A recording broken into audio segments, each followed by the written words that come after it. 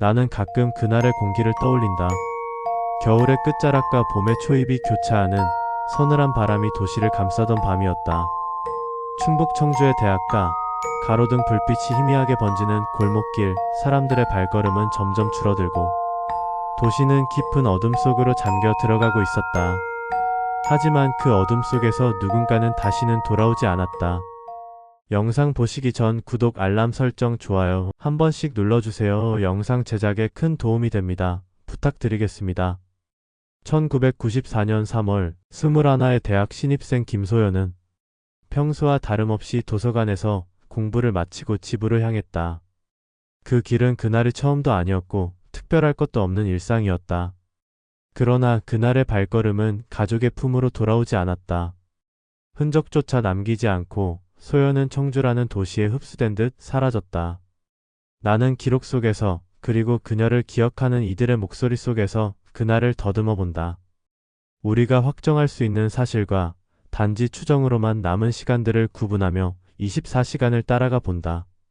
오프닝을 여는 지금 이 순간조차도 나는 묻는다. 과연 소연은 어디로 갔던 것일까? 청주는 그날 이후로 달라졌다. 불안은 학생들의 일상 속에 침투했고 부모들은 딸의 귀가 시간을 걱정하며 잠들지 못했다. 언론은 사건을 미궁이라 불렀고 경찰은 의혹을 쫓아 헤맸다. 하지만 아무도 진실에 다다르지 못했다. 그날 이후 돌아오지 않은 사람들. 이 이야기는 단 한 사람의 실종에서 시작되지만 결국 우리 모두에게 던지는 질문으로 끝나게 될 것이다. 과연 진실은 어디에 있는가? 나는 이제 그녀가 사라진 날의 발자취를 다시 밟아 내려 한다. 1994년 3월 6일 일요일. 평범한 하루는 저녁이 되어 조금씩 다른 빛을 띠기 시작했다. 시계가 19시 30분을 가리킬 무렵 나는 청주 시내의 한 도서관에 앉아 있었다. 정확히 말하자면 소연이 있었다. 21살, 이제 막 대학 생활에 적응해 가던 시기였다. 그녀는 친구들과 함께 모여 시험을 대비한 문제집을 풀고 있었다. 이 시간까지는 아무 일도 일어나지 않았다. 따뜻한 형광등 불빛 아래 책장이 넘겨지는 소리만 잔잔히 흘렀을 뿐이다. 21시가 가까워지자 함께 있던 친구들이 먼저 자리를 정리했다. 확정된 목격에 따르면 친구들은 소연에게 내일 보자라는 인사를 남기고 도서관을 떠났다. 그 순간 소연은 미소를 보이며 고개를 끄덕였다. 그녀는 조금 더 공부를 하겠다며 남았다. 누구도 그 짧은 대화가 마지막 인사가 될 줄은 몰랐다. 22시 15분. 도서관의 시계가 늦은 밤을 알릴 즈음 소연은 책을 덮었다. 그러나 그 순간을 기록할 CCTV는 존재하지 않았다. 1990년대의 도서관은 오늘날처럼 곳곳에 카메라가 설치되어 있지 않았다. 따라서 그녀가 도서관 문을 나서는 장면은 확정된 기록으로 남아있지 않다. 다만 추정할 수 있는 건 22시 20분에서 22시 30분 사이에 소연이 집으로 향했을 거라는 사실이다. 그녀의 하숙집은 도서관에서 걸어서 15분 정도. 늘 익숙하게 걷던 길이었다. 22시 40분. 중요한 순간이 찾아왔다. 친구의 증언에 따르면 소연은 귀가 도중 공중전화를 사용해 짧게 통화를 남겼다. 곧 들어가겠다. 그녀의 목소리는 평소와 다름없었고 특별히 불안하거나 다급한 기색은 없었다고 한다. 이것이 그녀의 마지막 생존 신호였다. 확정된 사실이자 이후로는 추정만이 뒤따를 뿐이다. 3월 7일 0시 30분. 하숙집 주인은 시계를 바라보며 이상함을 느꼈다. 소연이 늦는 일은 거의 없었다. 하지만 당시 상황에서 전화를 확인할 방법은 없었다. 휴대전화는 아직 사회에 널리 퍼지지 않았고 연락망은 허술했다.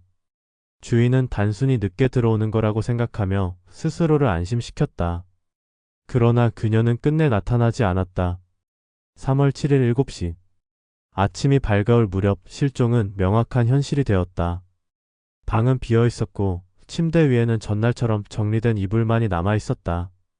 소연의 가방도 책도 신발도 보이지 않았다. 가족에게 연락이 닿았고 부모는 곧바로 청주로 내려왔다. 그 순간부터 사건은 실종으로 확정되었다. 이것이 우리가 알고 있는 24시간의 흐름이다. 19시 30분 도서관, 22시 30분 귀가길, 22시 40분 마지막 전화, 그리고 그 후 이어진 침묵. 모든 것은 그 짧은 2시간 사이 불과 몇백 미터의 거리 안에서 일어났다. 하지만 진실은 지금까지도 어둠 속에 갇혀 있다. 나는 그날의 정적을 아직도 생생히 기억한다. 실종된 청주의 여대생 정민. 그녀가 흔적도 없이 사라진 이후 도시의 공기마저 한순간에 무거워졌다. 친구의 신고로 시작된 첫 수색은 예상보다 훨씬 긴박하게 움직였다. 경찰은 24시간의 골든타임을 강조하며 정민이 마지막으로 목격된 대학가 근처부터 탐색을 시작했다. 오전 8시 교정 안에서는 경찰견이 투입되었다. 정민이 자주 드나들던 도서관 주변, 그리고 마지막 통화가 잡힌 위치 근방이 주요 수색 구역으로 설정됐다. 하지만 경찰견은 일정 지점에서 더 이상 냄새를 추적하지 못했다. 마치 발자취가 공중에서 끊겨버린 듯 허공에서 실마리가 증발해버린 순간이었다. 그날 오후 대학생 자원봉사자들이 하나둘 모였다. 친구의 안타까운 소식을 들은 동기와 선배들, 그리고 이름도 모르는 일반 학생들까지 참여했다. 모두가 혹시 어디선가 다친 채 구조를 기다리고 있을지 모른다는 희망을 품었다. 낯설게 무거운 침묵 속에서 누군가는 낙엽 더미를 뒤졌고 또 다른 이는 하천과 풀숲을 샅샅이 살폈다. 하지만 해가 저물도록 어떤 단서도 발견되지 않았다. 언론은 그날 저녁부터 움직였다. 처음에는 지방 방송사에서 짧게 보도했지만 다음날 아침 전국 뉴스에서 정민의 사진이 화면을 가득 채웠다. 짧게 잘라낸 증명사진 속 그녀는 평범한 대학생이었다. 미소가 선한 인상으로 남았지만 자막으로 따라붙은 문장은 무겁고 차가웠다. 청주 여대생 실종 행방 묘연. 사람들은 커피숍 TV에서 그 소식을 무심히 보았고 스마트폰 알림창에 기사 제목이 툭툭 떨어졌다. 하지만 정민의 가족에게는 단 한 줄의 기사조차 가슴을 도려내는 칼날 같았다. 정민의 부모는 청주의 작은 집에서 곧장 경찰서로 달려왔다. 아버지의 손에는 그녀가 좋아하던 작은 목걸이가 꼭 쥐어져 있었다. 어머니는 딸의 흔적이라도 찾고 싶다며 수색 현장 곳곳을 헤매었다. 그러나 기다림은 끝없는 공포였다. 경찰은 절차를 따르며 침착하게 설명했지만 부모의 눈에는 그 말이 하나도 들어오지 않았다. 오직 우리 딸을 제발 찾아달라는 절박함만 남았다. 이틀째가 되자 수색은 대학가에서 주변 주거지 그리고 도심 외곽으로 확대되었다. 하천을 따라 내려가는 탐색팀, 인근 산책로를 따라 걷는 경찰관들, 드론이 상공에서 그 움직임을 따라잡았다. 하지만 정민의 그림자는 어디에도 없었다. 누군가는 도시 CCTV망이 촘촘하니 금방 찾을 수 있을 거라 생각했지만 문제는 단순하지 않았다. 확인해야 할 CCTV는 수천 개 화면 속. 수많은 사람들 사이에서 정민을 특정하는 일은 바늘 구멍에서 실을 찾는 것과 같았다. 언론은 점점 사건의 성격을 달리 다루기 시작했다. 처음엔 단순한 실종 보도였으나 시간이 흐르자 청주 여대생 미스터리라는 자극적 제목이 달렸다. 각종 추측이 기사를 장식했고 인터넷 커뮤니티는 곧 추리의 장이 되었다. 누군가는 범죄 가능성을 언급했고 또 다른 이는 단순 가출일 뿐이라고 주장했다. 익명의 댓글 속에서 가족들은 매일같이 상처를 입었다. 어머니는 기사창을 닫지 못한 채 눈물을 흘렸고 아버지는 차라리 세상과 단절하듯 휴대폰을 꺼놓았다. 수색은 계속되었다. 경찰은 72시간이 지나자 실종 수사를 공식 사건으로 전환했다. 대학가에 붙은 전단지, 전철역과 버스터미널에 걸린 정민의 사진은 하루가 다르게 발해갔다. 하지만 정민의 가족은 포기하지 않았다. 아버지는 직접 거리에서 전단을 나눠주며 딸을 찾는 간절한 목소리를 전했다. 행인들은 잠시 고개를 끄덕였지만 금세 일상의 속도로 걸음을 재촉했다. 그 무심함조차 가족에게는 큰 벽처럼 느껴졌다. 나는 당시 취재를 위해 청주를 찾았을 때 가족의 집 문 앞에서 머뭇거린 기억이 난다. 문을 열고 나온 어머니는 야윈 얼굴로 기자들을 바라봤다. 그 눈빛은 제발 우리 딸을 잊지 말아달라는 호소였고 동시에 이 고통을 소비하지 말아달라는 절규였다. 말 한마디조차 무거운 공기 속에서 나는 그저 고개를 숙였다. 시간은 잔인하게 흘렀다. 일주일이 지나도 정민은 돌아오지 않았다.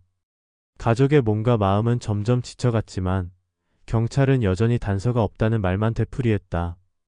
언론은 다른 사건에 주목하기 시작했고 정민의 이름은 뉴스 하단의 짧은 스크롤 속으로 밀려났다.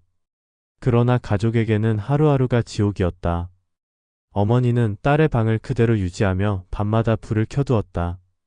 언젠가 돌아올 것을 믿고 싶었기 때문이다. 정민의 실종은 단순한 사건이 아니었다. 그것은 한 가정의 삶을 무너뜨리고 수많은 사람들의 마음에 깊은 의문을 남겼다. 도대체 그녀는 어디로 사라진 것일까? 누군가의 계획된 범행이었을까? 아니면 우리가 미처 알지 못한 또 다른 진실이 숨어 있는 걸까? 그리고 나는 여전히 기억한다. 차가운 바람이 부는 수색 현장에서 경찰 무전기의 잡음만이 메아리 치던 그 순간을. 모든 이들의 발걸음은 무거웠고 그 침묵은 정민이 남긴 커다란 공백처럼 깊게 내려앉아 있었다. 정민이 사라진 지 보름쯤 되었을 무렵 사건은 새로운 국면을 맞았다. 모두가 단서를 찾지 못한 채 지쳐가고 있을 때 경찰은 뜻밖의 발견을 보고했다. 정민이 마지막으로 포착된 CCTV 화면이 추가로 확인된 것이다. 그 장면은 기존에 알려진 대학가 근처가 아니라 의외로 먼 거리에 위치한 도심 외곽의 골목길이었다. 나는 그 영상을 처음 보았을 때 설명할 수 없는 섬뜩함을 느꼈다. 화면 속 정민은 혼자가 아니었다. 흐릿하지만 그녀의 곁에는 누군가가 함께 걸어가고 있었다. 신원을 특정하기 어려운 남성의 실루엣. 모자를 깊게 눌러 쓴 채 마치 일부러 카메라 사각지대를 의식하는 듯한 움직임이었다. 경찰은 곧바로 이 장면을 분석했다. 정민의 걸음걸이는 평소와 달랐다. 어딘가 무겁고 주저하는 듯 보였다. 반면 남성의 발걸음은 일정했다. 전문가들은 영상을 반복 재생하며 자발적인 동행일 가능성과 강압적인 상황일 가능성을 두고 의견이 엇갈렸다. 언론은 다시 들끓기 시작했다. 의문의 동행자라는 제목이 헤드라인을 장식했고 사건은 다시 전국적인 관심의 중심에 섰다. 정민의 가족은 그 영상을 보며 망연자실했다. 어머니는 TV 앞에서 끝내 오열했고 아버지는 저 사람이 누구인지 밝혀만 준다면이라며 목소리를 떨었다. 그것은 단순한 목격 장면이 아니었다. 그 영상은 정민의 마지막 생존 가능성을 담은 유일한 창문 같았다. 수사가 새롭게 활기를 띠는 듯 했지만 CCTV의 한계는 분명했다. 해상도가 낮아 얼굴은 알아볼 수 없었고 주변의 차량이나 간판도 흐릿했다.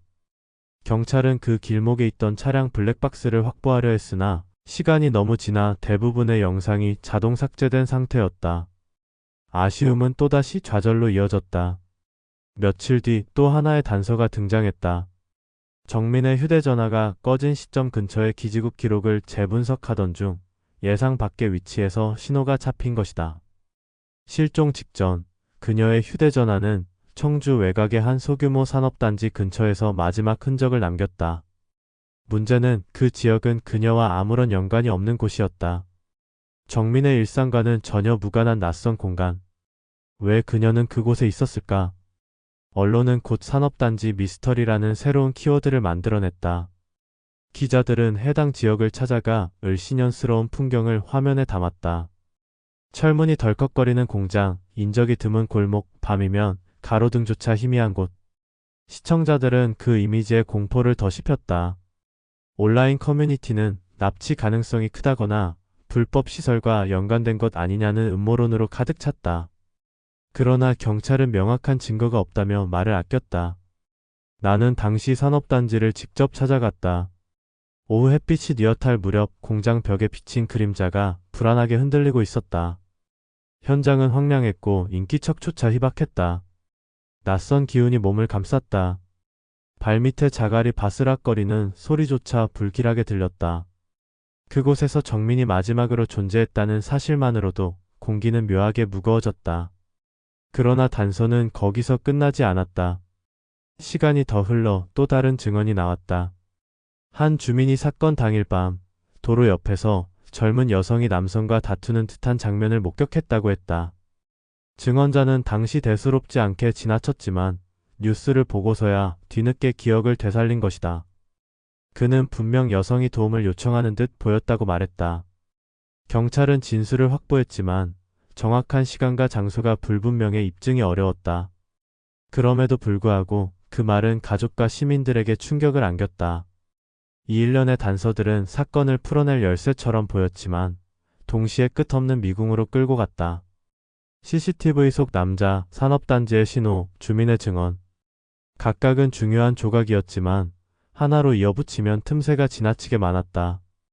퍼즐은 맞춰질 듯 하다가도 다시 흐트러졌다. 정민의 가족은 단서를 들을 때마다 희망과 절망을 동시에 느꼈다. 어머니는 CCTV 속 인물을 향해 부디 우리 딸을 제발 돌려달라고 호소했다. 아버지는 산업단지 근처를 직접 찾아가며 혹시라도 남겨진 흔적이 있을까 발품을 팔았다. 그러나 시간이 지날수록 증거는 사라지고 기억은 흐려졌다.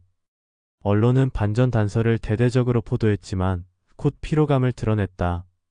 새로운 소식이 없자 보도의 톤은 차갑게 식어갔다. 사람들의 관심도 점점 다른 사건으로 옮겨갔다. 하지만 이 사건에 깊이 연루된 사람들에게는 그 어떤 하루도 이전과 같을 수 없었다. 나는 지금도 그 CCTV 영상을 떠올리면 온몸이 서늘해진다. 뚜렷하게 보이지 않는 인물, 하지만 분명 정민 옆에 있던 그림자. 그것은 단순한 흔적이 아니라 사건의 진실에 다가갈 수 있는 거의 유일한 길이었다. 그리고 동시에 진실이 얼마나 가까우면서도 멀리 있는지를 보여주는 상징이었다. 정민은 어디로 사라진 것일까? 그녀를 데리고 간 그 남자는 누구였을까? 산업단지에서 무슨 일이 있었던 것일까? 그리고 혹시 우리가 아직 발견하지 못한 또 다른 단서가 세상 어딘가에 남아있는 것은 아닐까? 그날 이후 사건은 새로운 국면으로 접어들었지만 여전히 풀리지 않은 의문만 쌓여갔다. 반전처럼 드러난 단서들이 오히려 미스터리를 더 깊게 만든 것이다. 정민이 사라진 지는 어느덧 수년이 흘렀다. 계절이 몇 번이나 바뀌고 도시의 풍경이 달라져도 그녀의 자리는 여전히 비어있다. 사건 초기 전국의 관심을 집중시켰던 언론은 이제 거의 다루지 않는다. 뉴스의 속성은 언제나 그렇듯 새로운 자극을 찾아 이동했고 사람들의 기억도 점점 옅어졌다. 하지만 그 공백은 가족의 일상 속에서는 결코 지워지지 않는다. 나는 최근 다시 청주를 찾았다. 사건 현장이었던 대학가 주변은 이제 새로운 건물들이 들어서고 학생들로 북적였다. 누군가에게는 평범한 일상의 풍경이지만 나에게는 정민이 마지막으로 남긴 흔적이 스쳐간 장소로 다가왔다. 이곳에서 그녀는 분명히 존재했다. 그러나 이제는 누구도 그녀의 발걸음을 기억하지 않는다. 경찰은 사건을 미제로 분류했다. 수많은 수색과 조사를 했지만 구체적인 증거와 진술은 끝내 부족했다. 기술의 발전으로 옛날보다 정밀한 분석이 가능해졌지만 이미 시간이 너무 많이 흘러 많은 자료가 소멸되었다. 담당 형사는 언제든 새로운 제보가 들어오면 다시 수사할 수 있다고 말했지만 그 말 속에는 깊은 무력감이 스며 있었다. 정민의 가족은 여전히 그녀를 찾고 있다. 아버지는 이제 흰머리가 늘었지만 매일 아침 실종 당일의 전단지를 바라본다. 그는 전단지가 더는 바래지 않도록 액자 속에 넣어두었다. 어머니는 여전히 딸의 방을 치우지 않았다. 책상 위에는 대학 교재와 그녀가 쓰던 노트가 그대로 남아있다. 연필 자국이 선명히 남은 노트 속 글씨는 아직 살아있는 듯 생생하다. 가족에게 정민은 실종된 사람이 아니라 여전히 집으로 돌아올 수 있는 딸이다. 사건의 기억은 이제 지역 사회에도 하나의 그림자처럼 남아있다. 청주의 대학가를 거닐던 당시 학생들은 졸업 후 각자의 삶을 살아가고 있지만 몇몇은 여전히 그날의 기억을 떠올린다. 밤길을 혼자 걸을 때마다 생각난다는 목소리, 누군가 지켜보고 있을 것 같다는 불안감. 정민의 실종은 단지 한 개인의 부재가 아니라 집단적인 불안을 남겼다. 나는 사건을 취재하며 여러 차례 가족과 이야기를 나눴다. 시간이 지나도 그들의 말은 변하지 않았다. 우리는 아직 포기하지 않았다. 그 목소리에는 단순한 희망을 넘어선 생존의 절박함이 담겨 있었다.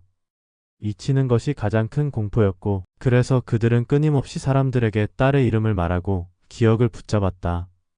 인터넷에는 여전히 이 사건을 다루는 흔적이 남아있다. 오래된 게시글, 탐정처럼 추리하는 글, 그리고 희미해진 관심. 그러나 그중 일부는 사건의 진실에 다가가려는 노력으로 남아있다. 몇몇 시민들은 정민의 이름이 잊히지 않도록 SNS에 정기적으로 글을 올린다. 그것은 작은 불씨 같지만 어쩌면 언젠가 새로운 단서가 될지도 모른다. 나는 때때로 이런 질문을 던진다. 만약 정민이 지금까지 살아있다면 어떤 모습으로 존재하고 있을까? 혹은 이미 돌아올 수 없는 곳에 있다면 최소한 진실이라도 밝혀져야 하는 것은 아닐까? 가족에게는 슬픔의 끝보다 더 괴로운 것이 바로 알 수 없는 미지의 상태다. 답을 얻지 못한 채 매일을 살아내는 것. 그것이 가장 잔인한 형벌이었다. 시간은 모든 것을 흐리게 만들지만 역설적으로 어떤 상처는 더욱 선명해진다. 정민의 실종은 단순한 한 개인의 부재가 아니라 우리 사회가 안고 있는 구조적 공백을 드러냈다. 골든타임을 놓친 수색, 불완전한 기록관리, 피해자, 가족을 향한 무심한 시선. 그 모든 것이 사건을 미제로 남기는 토양이 되었다. 오늘도 정민의 방 불빛은 꺼지지 않는다. 어머니는 여전히 밤마다 창문을 열어놓는다. 혹시라도 딸이 집을 찾아올까 하는 마음으로. 아버지는 매일 아침 딸의 이름을 한 번씩 부른다. 그 소리는 응답 없는 메아리처럼 공기 속에 흩어지지만 그 행위 자체가 희망이자 기억을 이어가는 끈이었다. 나는 기록자로서 그리고 한 사람으로서 다짐한다. 정민의 이름은 결코 잊히지 않아야 한다. 사건은 여전히 현재형이고 진실은 어딘가에 남아있을 것이다. 그것을 찾기 위해 우리는 멈추지 않고 기억해야 한다. 정민의 실종 사건을 다시 들여다보면 단순한 개인의 비극이 아니다. 그것은 우리 사회가 놓치고 있는 사각지대, 그리고 관심의 빈틈을 적나라하게 보여준다. 수많은 골든타임과 단서, 목격자의 증언이 존재했지만 충분히 연결되지 못했다. 그 과정 속에서 피해자는 사라지고 남은 사람들만 고통 속에 남았다. 나는 이 사건을 기록하며 깨달았다. 중요한 것은 단순히 범인을 찾는 것이 아니다. 사건은 살아있는 사람들에게도 질문을 던진다. 우리는 얼마나 많은 보이지 않는 고통을 무심히 지나치며 살아가는가? 누군가의 목소리가 희미해지는 순간 그것은 또 다른 실종으로 이어질 수 있다. 정민의 가족은 여전히 그녀를 기다린다. 하루하루의 반복이 그들에게는 절망과 희망을 동시에 안겨준다. 나는 기록자로서 그 시간을 함께하며 깨달았다. 잊지 않는 것, 기억하는 것, 끝까지 목소리를 내는 것. 그것이 그 어떤 수사보다 강력한 힘이 된다. 그리고 나는 묻는다. 이 사건이 남긴 공백을 우리는 어떻게 메울 수 있는가? 단순히 뉴스를 소비하는 것이 아니라 누군가의 실종을 개인의 문제로만 보지 않고 공동체 전체의 문제로 받아들이는 것. 그것이 정민이 우리에게 남긴 가장 중요한 메시지 아닐까? 엔딩. 나는 다시 청주의 그 거리를 걷는다. 낮과 밤이 바뀌고 계절이 바뀌어도 그 길은 여전히 살아있는 기억을 품고 있다. 대학가에서 산업단지로 이어지는 골목, CCTV가 흐릿하게 찍힌 그 자리, 그리고 아무도 모르는 공중전화 부스.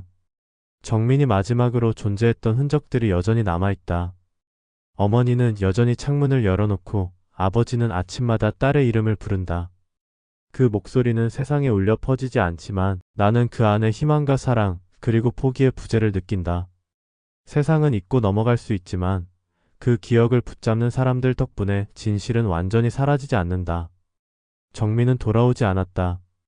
그러나 그 이름과 사건은 우리에게 질문을 던진다. 사라진 사람들, 알려지지 않은 고통, 우리가 외면해온 사각지대. 이 질문 앞에서 우리는 다시 생각해야 한다. 잊지 않고 기억하는 것, 관심을 이어가는 것, 그리고 누구도 혼자 사라지지 않도록 지켜보는 것. 그것이 정민이 우리에게 남긴 마지막 여운이다. 나는 기록을 닫으며 그날 이후 돌아오지 않은 사람들을 다시 떠올린다. 그들의 부재는 우리 사회가 풀어야 할 숙제이며 우리가 함께해야 할 책임이다. 정민 그리고 수많은 이름 없는 실종자들. 나는 그들을 기억하며 오늘도 발걸음을 옮긴다. 댓글로 여러분들의 의견을 자유롭게 남겨주세요. 저는 다음 영상에서 또 인사드리겠습니다. 감사합니다. 구독과 좋아요는 큰 힘이 됩니다.